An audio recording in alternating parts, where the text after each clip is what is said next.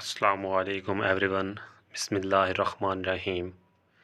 Class ninth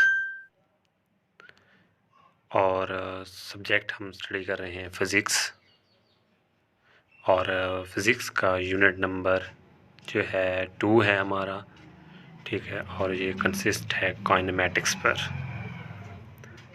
unit number 2 kinematics. हमने बहुत ही important topic start किया हुआ है और वो आपको पता है, वो है इक्वेशंस ऑफ मोशन, ठीक है। इक्वेशंस ऑफ मोशन में हमने फर्स्ट वीडियो, जिसका लिंक डिस्क्रिप्शन में मौजूद है, ठीक है, वो हमने कर ली थी। अब हम स्टार्ट करेंगे सेकंड इक्वेशन ऑफ मोशन।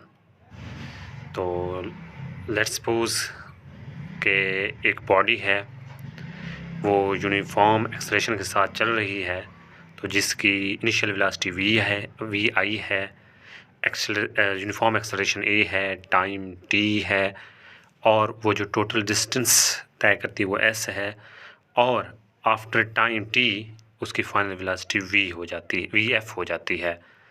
तो स्पीड टाइम ग्राफ के अकॉर्डिंग, ये आपके सामने स्पीड टाइम ग्राफ है। इस पैराग्राफ के अंदर the total distance S travelled by the body is equal to the total area, ठीक है, ओ ए बी डी। ये जो शेडेड एरिया ब्लू कलर में आपको नज़र आ रहा है, ये टोटल डिस्टेंस को रिप्रेजेंट कर रहा है। ये टोटल डिस्टेंस है, ठीक है, इसको रिप्रेजेंट किया गया है। ये देखिए, ये मार्क मैं कर रहा हूँ इससे, ओ ए, फिर ए बी से फिर बी डी तक। तो ओ ए बी डी तक ये टोटल इसका एरिया जो है वो शेडेड एरिया डिस्टेंस को रिप्रेजेंट, एस को रिप्रेजेंट कर रहा है। अब अगर गौर किया जाए तो इसमें दो चीज़ें आती हैं, ठीक है। एक फर्स्ट है रेक्टेंगल, ठीक है, उसे हम ओ ए सी डी से रिप्रेजेंट कर रहे हैं, और एक है हमारे पास ट्राइंगल, ठीक है, ए बी सी। तो टोटल डिस्टेंस एस, एक उसमें रेक्टेंगल है ओ ए सी डी, और एक है ट्राइंगल ए बी सी। तो फर्स्ट ऑफ ऑल आप देखें, ये रेक्टेंगल है, ठीक है। नीचे वाले एरिया जो है ब्लू कलर में, ये जिसे मार्क मैंने कर दिया है, ये हमारे पास है रेक्टेंगल, ठीक है। और इसी तरह जो ऊपर वाला एरिया मौजूद है, ये वाला ओ ए बी सी, ये ठीक है, ये ट्राइंगल हो गया। तो इस तरह दो चीज़ें इसमें मौजूद हैं। अब सबसे पहले area of O A C D, हमें पता है कि जो रेक्टेंगल होता है उसका एरिया लेंथ इनटू विड्थ होती है। तो लेंथ इसकी है, सॉरी, हाइट इसकी है ओ ए, और लेंथ इसकी है ओ डी, ठीक है। ये इसकी हाइट है या विड्थ है आप कह दें, ठीक है, और लेंथ जो है वो ओ डी है। तो ये हो गया हमारे पास रेक्टेंगल का फार्मूला, ठीक है। ये उसके अकॉर्डिंग हम इसका एरिया फाइंड आउट करेंगे। समझ आ गई, ये उसकी दो साइड्स हमने ले ली। उसके बाद हमारे पास मौजूद है अब ओ ए जो है वो रिप्रेजेंट कर रहा है वी आई को। ये देखें, ओ ए की जगह वी आई हमने पुट कर दिया, सामने फिगर में आपको बिल्कुल नज़र भी आ रहा है ओ ए, ठीक है, ये भी। और ओ डी जो है वो टाइम को रिप्रेजेंट कर रहा है, टाइम है, ठीक है, ये वी आई तक, और इधर ये टाइम टी। तो ये इस तरह रेक्टेंगल का आ गया।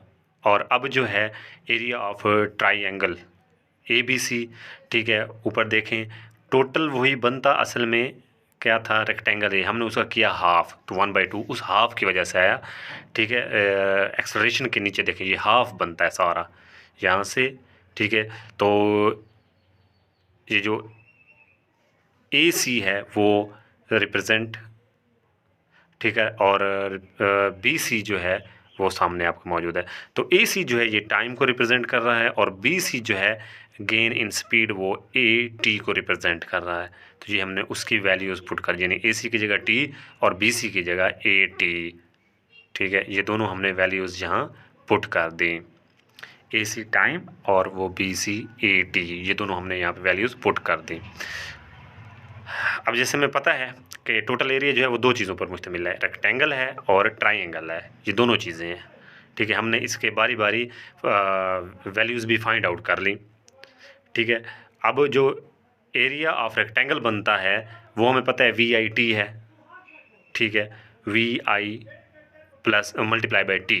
तो ये उसका एक साइड हो गई, ये रेक्टेंगल VI मल्टीप्लाई T, और तो ये VIT हो गया। ये हो गया हमारे पास रेक्टेंगल का एरिया। इसी तरह बिल्कुल हम अब देखेंगे, अभी मालूम किया है ट्रायंगल का एरिया। जो ट्रायंगल उसके अंदर थी वो थी हाफ T इंटू AT। ये हमने ट्रायंगल का एरिया फाइंड आउट कर लिया। तो इक्वेशन नंबर 1 में दो ही चीज़ें हैं, रेक्टेंगल और ट्रायंगल, दोनों को प्लस किया गया है। तो ये दोनों वैल्यूज़ जो अभी हमने निकाली हैं, फाइंड आउट की हैं, ये हम उसी फर्स्ट इक्वेशन में पुट कर देते हैं। तो टोटल एरिया बन जाएगा VIT plus half T multiply by AT, ठीक है, ये इसको रिप्रेजेंट कर रहा है। उसके बाद ये दोनों वैल्यूज़ हमने क्या की, इक्वेशन नंबर 1 में पुट कर दी, ये दोनों वैल्यूज़